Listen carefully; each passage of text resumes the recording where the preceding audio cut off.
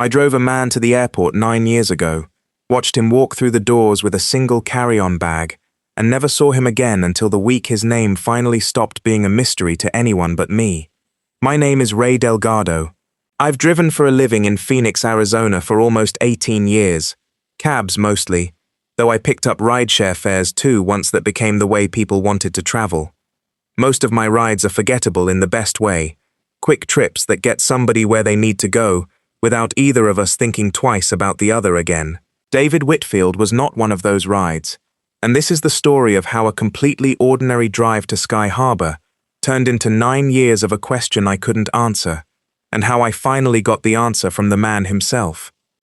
It was a Tuesday morning in April of 2015, early, the kind of dry desert heat that hasn't fully built up yet by 7 a.m., but you can already feel coming. I picked David up outside a modest ranch house in the Arcadia neighborhood, a briefcase in one hand and a single carry-on rolling bag in the other, dressed like a man, heading into a business meeting rather than a vacation. He was calm in a way that struck me even before anything strange happened, the kind of calm that felt deliberate, like a man holding himself carefully together, rather than a man who simply had nothing to be nervous about.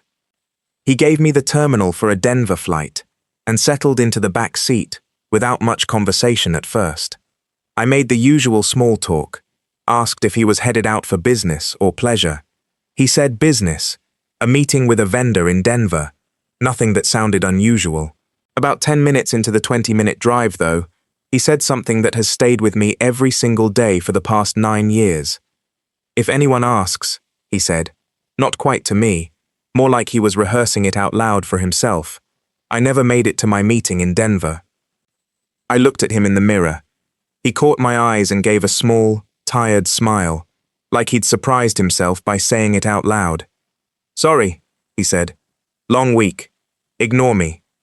I asked if everything was okay. He said yes. Just tired, work stress, the usual. He asked me a few questions about myself instead. How long I'd been driving, whether I liked it, whether I had kids. The kind of questions that felt less like small talk and more like a man trying very hard to think about anything other than whatever was actually on his mind. I told him about my 2 daughters, one in high school and one just starting community college, and he listened with more attention than most passengers give a cab driver's family stories, nodding, asking a follow-up question here and there, like the details genuinely mattered to him. Near the end of the ride, he asked me to pull up to departures rather than have him deal with parking himself, which was normal enough, and when we got there, he paid in cash, tipped generously, and shook my hand before getting out, which almost nobody does. Thank you, Ray, he said, using my name even though I don't think I'd told him it, and I only realized after he was gone that he must have seen it on the little placard clipped to my dashboard. You've been more helpful than you know. I watched him walk through the sliding doors into the terminal with his single carry-on bag, and that was the last time I ever saw David Whitfield, until 9 years later, when I finally understood exactly what kind of help he'd meant. I finished the rest of that shift without giving him a second thought beyond the ordinary curiosity you feel about any passenger who says something slightly odd. I picked up a family of 4 heading out for a vacation an hour later, spent most of that ride helping load and unload strollers and coolers, and by the time I clocked out that evening, David Whitfield had already slipped into the general blur of a normal working day, one more name and face among dozens I'd carry to their destinations, and then forget by dinner. I found out 3 days later that he was missing, the same way most of Phoenix did, from a local news segment that ran his photograph, next to a headline that made me nearly drop the coffee mug I was holding. Missing since Tuesday. Checked in for a flight to Denver but never boarded. Family requesting anyone with information come forward. I called the number on the screen that same afternoon. I gave a full statement to a Phoenix detective named Mark Ellison, walked him through everything I remembered about that ride, the strange comment about the Denver meeting, the way David had asked about my daughters like he actually cared about the answer, the handshake at departures that had felt, even at the time, oddly final. Ellison told me, over the following weeks, that airport security footage confirmed David had checked a bag at the counter, cleared the security checkpoint, and then simply never appeared on any camera near his departure gate. No footage showed him leaving the terminal either, at least not through any exit the department had managed to review. It was, Ellison admitted to me with visible frustration one afternoon, like the man had checked in for a flight and then evaporated somewhere between the checkpoint and the gate, in a building with more cameras than almost anywhere else in the state. Ellison pulled every airline record he could access, confirmed David's boarding pass had never been scanned, confirmed no alternate flight under his name had been booked anywhere in the country that week, and confirmed, through a canvass of every rental car counter in the terminal, that no vehicle had been rented under David's name, his wife's name, or any combination of relatives Ellison could think to check. Credit card activity stopped entirely the morning of the flight, not a single charge anywhere, which struck Ellison as almost more unsettling than if David had simply used a card somewhere and vanished from there. A man who plans to disappear on purpose usually leaves at least one small trail before he's careful enough to stop. David Whitfield left nothing at all, as if the moment he crossed that checkpoint, his entire financial existence simply paused itself. I told Ellison about the strange comment, "If anyone asks, I never made it to my meeting in Denver," and I watched something shift in his expression when I said it, a look I couldn't quite place at the time and only fully understood years later. He wrote it down carefully, asked me to repeat the exact wording twice, and then, for reasons he never explained to me that day, he didn't ask any more follow-up questions about it at all, almost like he already suspected the answer belonged to a file he wasn't allowed to open. David's wife, Karen Whitfield, reached out to me about 2 weeks into the investigation. She was polite, exhausted in the specific way grief and confusion mix together, when you don't know which one you're actually supposed to be feeling yet. And she asked me the same question everyone in that position eventually asks. Did he seem afraid? Did he say anything that might explain where he'd gone? I told her everything, the comment about Denver, the strange calm, the questions about my daughters that had felt almost like a man trying to hold on to something ordinary before doing something extraordinary. Karen went quiet on the phone for a long time after I mentioned the Denver comment. He'd been different for about 6 weeks before that, she finally said, working later than usual, taking calls in the garage where I couldn't hear him. I asked him twice if everything was okay at work, and both times he told me it was nothing, just a difficult audit. That word, audit, sat with me for a long time afterward, though at the time, I had no idea how much weight it would eventually carry. Karen told me a little more about that 6-week stretch before he vanished. Details she'd only pieced together herself after the fact, replaying conversations she hadn't thought twice about at the time. David had started leaving for work earlier than usual and coming home later, not in the ordinary way of a man simply busy with deadlines, but with a distracted, careful quality to how he moved through the house afterward, double-checking that doors were locked, glancing out the front window more than he used to, once asking Karen, almost casually, whether their homeowner's insurance was current, a question that had struck her as strange enough to remember, but not strange enough to push on at the time. David worked as a senior financial analyst at a logistics company called Sonora Freight Corporation, a mid-sized shipping and distribution firm headquartered just outside Phoenix that handled freight contracts across the Southwest. Karen told me, and later Ellison confirmed independently, that David had recently been assigned to an internal audit of certain shipping manifests that had raised some irregularities. Nothing Karen understood the details of, only that David had mentioned, once, offhand, that the numbers on some overseas contracts didn't add up the way they should. Ellison's investigation ran into walls almost immediately, walls that had nothing to do with typical missing persons obstacles. Requests for additional airport security footage beyond the checkpoint area came back heavily redacted, citing ongoing federal matters the department had no clearance to access. A request to interview 2 of David's direct supervisors at Sonora Freight got quietly rerouted through the company's legal counsel, who provided carefully worded statements instead of live interviews. Ellison told me, with the specific tired frustration of a man who suspected exactly what was happening but couldn't prove it, that somewhere above his pay grade, Federal agencies were involved in this case in a way nobody was willing to explain to a local detective trying to find a missing husband and father. "I've been doing this for 19 years, he told me once, over coffee near his precinct, about 4 months into the investigation. I've had cases go cold. I've had cases get complicated. I have never had a case where I could feel, in my bones, that somebody federal already knows exactly where this man is, and simply isn't telling anyone, including his own wife.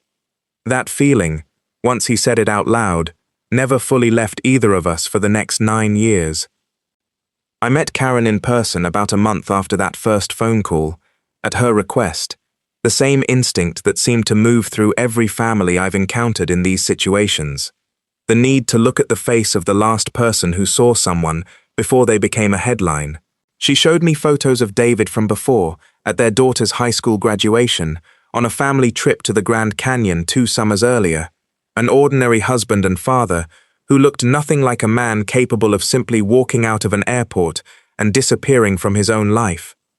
He wasn't running from us, she told me, more like she was convincing herself than telling me something new. Whatever this is, it wasn't that. I told her I believed her, and I meant it, because nothing about that 20-minute drive to the airport had felt like a man abandoning his family. It had felt, even at the time, like a man saying goodbye to something ordinary he was afraid he might not get back. The years that followed did what years do to a case surrounded by federal silence. Reporters lost interest by year 2. Once it became clear there would be no dramatic new development to chase, only the same unanswered questions, asked slightly differently, each anniversary.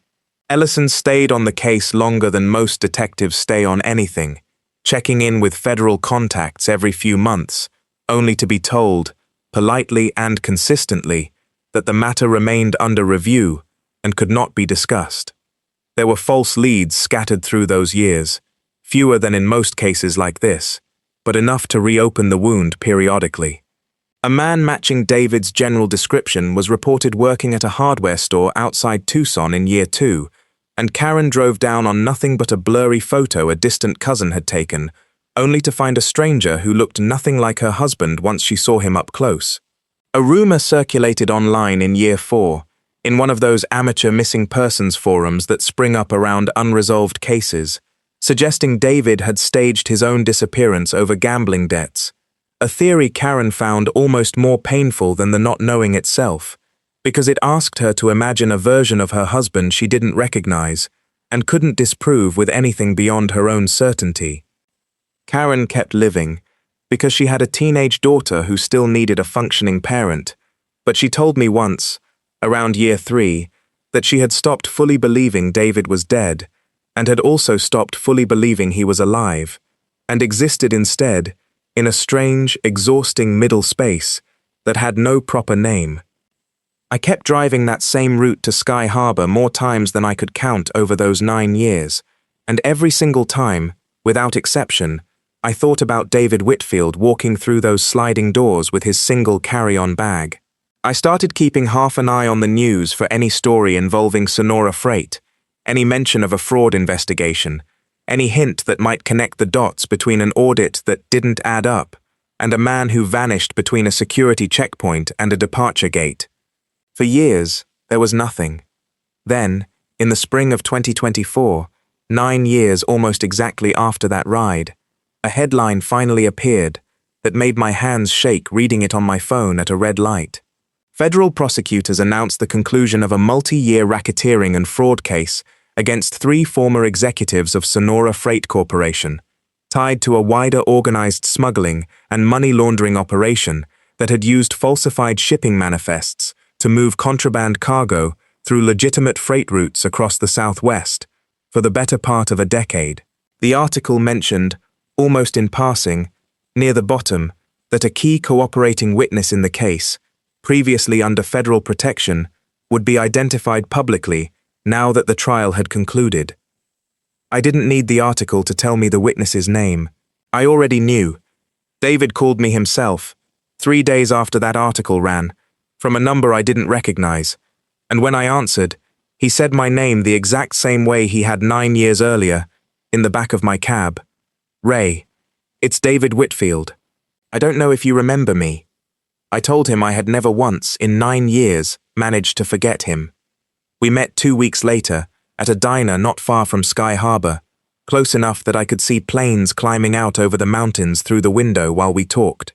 He looked older in the ordinary way 9 years makes anyone older, more grey at his temples, a few more lines around his eyes, but the same careful calm I remembered from that ride was still there, though it looked, this time, like a man who had finally been allowed to set something down after carrying it for far too long. He was already seated when I arrived, and he stood up to shake my hand the same deliberate way he had at departures 9 years earlier, holding onto it a moment longer than a normal handshake requires. "I've rehearsed about a dozen ways to start this conversation," he told me, sitting back down. "None of them felt like enough. So I'm just going to start with thank you, and we'll figure out the rest as we go." I told him he didn't owe me a thank you for a 20-minute cab ride, and he shook his head, firm about it in a way that told me this wasn't going to be a point he'd let go of easily. "You have no idea what that 20 minutes meant to me," he said. "I'll explain. Just let me get there in order, because I've waited 9 years to tell this in order, and I don't want to skip anything." He told me the story slowly, the way I imagine anyone tells a story they've been legally forbidden from telling for almost a decade, savoring the simple fact of being allowed to say it out loud at all. 6 weeks before that ride, he told me, he'd discovered discrepancies in shipping manifests for a set of overseas freight contracts that Sonora Freight handled for a handful of client companies. What looked at first glance like clerical sloppiness turned out, the deeper he dug, to be a deliberate pattern: cargo weights and contents that didn't match customs declarations, shipping routes that made no logistical sense unless you assumed the actual purpose of certain runs had nothing to do with the freight listed on paper. He'd raised it quietly with a supervisor first, the way any careful employee would, and the supervisor's response, he said, had been just uncomfortable enough that David started to suspect the irregularities went further up the chain than he'd first assumed. He made contact with the FBI's Phoenix field office on his own, cautiously, using a personal email account and a payphone outside a grocery store, because he'd started to worry, correctly as it turned out, that his work email and even his personal cell phone might not be as private as he needed them to be. An agent named Diane Foss became his primary point of contact, and over the following weeks, David quietly began gathering documentation for what would eventually become one of the largest freight-based smuggling prosecutions in Arizona in over a decade. "The threats started subtly," he said, the kind of thing that felt almost deniable, even as it happened. A car he didn't recognize parked outside his house 2 nights in a row, a co-worker mentioning, offhand, that David should be careful about which reports he shared, and with whom, phrased pleasantly enough to sound like friendly advice, rather than a warning. He told me about a lunch meeting with a vice president he'd never worked closely with before, a man named Gregory Holt, who spent the entire meal asking pointed, casual-sounding questions about David's audit progress. Questions that felt, David said, less like professional curiosity and more like someone quietly mapping out exactly how much David already knew. Then, 10 days before that airport ride, Agent Foss told him directly that the Bureau had intercepted enough chatter to believe his life was in genuine danger if certain people within the operation suspected how much he'd already provided. She laid out the plan carefully over 2 separate meetings, always in different locations, always with David arriving by a different route each time, to avoid establishing a pattern anyone might notice. The plan that followed was not, David told me, the dramatic disappearance I'd always half imagined over the years. It was something far more mundane and far more carefully engineered. He would check in for a real flight to Denver, clear security normally, and then, in a maintenance corridor near a service checkpoint that airport staff used routinely, and that happened to fall in a small gap between 2 camera systems undergoing a scheduled software update that week, a detail the Bureau had specifically waited for, he would meet 2 federal agents who would walk him out through an employee exit to a car waiting in an access lot, never visible from any public camera angle. The Denver meeting was real, he told me.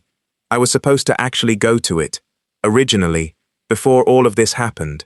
When I told you not to worry if anyone asked whether I made it, I think some part of me already knew I wasn't going to.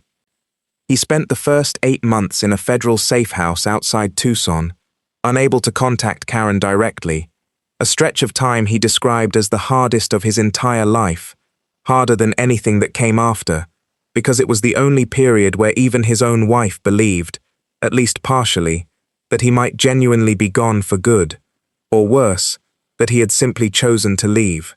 He told me he spent most evenings during those 8 months writing letters to Karen and Emily he was never allowed to send, letters he still has, kept in a box that Agent Foss eventually helped him retrieve once the case concluded. Dozens of pages he'd written just to feel like he was still talking to them, even though the words could never actually reach anyone. I begged Agent Foss every single week to let me tell Karen something. Anything, he said. She kept telling me the operation wasn't secure enough yet, that even a single phone call risked exposing the location. I understood the logic. I hated it every single day anyway. At the 8-month mark, once the Bureau determined the immediate threat had stabilized enough, Karen was finally brought in, quietly, under a strict federal non-disclosure agreement that legally prevented her from telling anyone, including their own daughter at first, that David was alive. She was allowed brief, supervised visits every few months at secure locations, always under assumed circumstances, always with the understanding that one mistake could unravel years of careful work and potentially get her husband killed. Karen described those visits to me later, on a separate occasion, as some of the strangest hours of her entire life, meeting her own husband in unfamiliar rooms with a federal agent seated quietly in the corner, trying to compress months of a normal marriage's small updates into 90 carefully monitored minutes before driving home alone to maintain the appearance, for everyone else in her life, of a woman still waiting on news about her missing husband. 9 years is a long time to keep a secret from your own child, David said, and for the first time since we'd sat down, his composure slipped, just slightly, at the edges. She was 11 when I disappeared. She's 20 now. We told her the truth when she turned 16, once the Bureau felt it was safe enough, and I will never fully forgive myself for the 5 years before that when she believed, at least some of the time, that her father might have simply walked away from his own life without a word. The trial itself, once it finally began, took nearly 3 years to work through appeals, evidentiary disputes, and the sheer scale of documentation David had helped assemble over what became, in total, a 9-year cooperation that outlasted almost every estimate the Bureau had originally given him. David told me the years of testimony prep were their own strange kind of exhausting, sitting across from federal attorneys for hours at a time, reconstructing spreadsheets and shipping manifests from memory, watching prosecutors build a case brick by brick out of details he'd once assumed no one but him would ever care about. 3 former Sonora Freight executives were convicted on racketeering, fraud, and smuggling-related charges, alongside 4 other individuals connected to the broader operation, in a case prosecutors described publicly as one of the most significant freight-based organized crime prosecutions in the region in over a decade. Gregory Holt, the vice president whose lunch questions David had found so unsettling, received the longest sentence of the group, 22 years. Once prosecutors demonstrated he'd been the primary link between Sonora Freight's legitimate shipping operations and the wider smuggling network. David told me he felt almost nothing when the verdict came down. No triumph, mostly just a tired, quiet relief that the years of careful silence had finally been worth something concrete. Detective Ellison, who had stayed with the Phoenix department the entire 9 years, called me the same week the verdicts were announced. He told me he'd finally gotten a full briefing from federal liaisons, something he'd been requesting, in one form or another, for almost a decade. "I want you to know something," he told me. "That comment you gave me, if anyone asks, I never made it to my meeting in Denver. That was the single most important piece of information in this entire case for the first 2 years. It was the first confirmation any of us had, before the Bureau ever officially looped local PD in, that whatever happened to David Whitfield was planned, not random. You gave us that without even knowing what it meant. I asked David, near the end of our conversation at that diner, why he'd wanted to reach out to me specifically, ahead of even reconnecting with most of his old friends and extended family. You were the last ordinary conversation I had before 9 years of extraordinary ones, he said. You asked about my daughters. You told me about yours. For 20 minutes, I got to just be a tired guy talking to a cab driver about his kids, instead of a man about to disappear into a federal protection program. I've thought about that conversation more than you'd probably believe. It was the last normal thing I got to have for a very long time, and some part of me needed to come back and thank the person who gave it to me. He told me that during the loneliest stretches of those first 8 months in the safe house outside Tucson, he'd found himself replaying that 20-minute drive more than almost any other memory from his old life, not because anything remarkable had happened in it, but precisely because nothing had.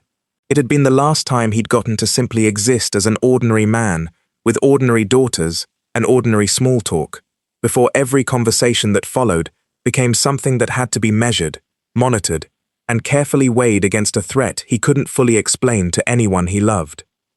Karen and their daughter Emily joined us for coffee about 20 minutes into our conversation, having waited in the parking lot, David told me, to give the two of us a little time first.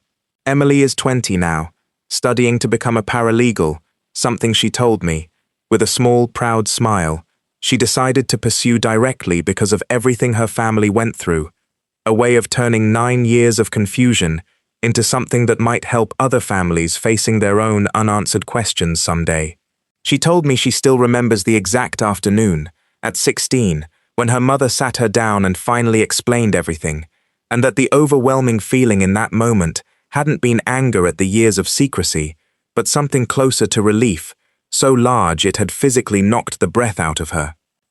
Karen told me, before they left, that she still has the missing persons flyer from 2015, folded in a drawer at home, not out of grief anymore, but as a strange kind of keepsake, proof of a version of their story that no longer applies, but that shaped almost a decade of their lives regardless. She also told me she'd finally deleted the online forum bookmark she'd checked obsessively for years, the one where strangers had speculated endlessly about gambling debts and secret second families, theories that had once kept her up at night, and now, she said, simply made her feel a distant kind of pity for people who'd needed a story badly enough to invent one out of nothing. I still drive that same route to Sky Harbor most weeks, past the same sliding doors David walked through with his single carry-on bag 9 years ago.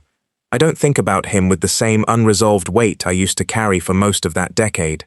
Now, when I drive past those doors, I think about a man who was brave enough to risk everything he had, quietly and without a single word of recognition for 9 long years, because he believed the truth mattered more than his own safety, and about how strange it is that the last thing that truth needed, before it could finally start to come out, was a tired cab driver's honest answer to a detective's simple question.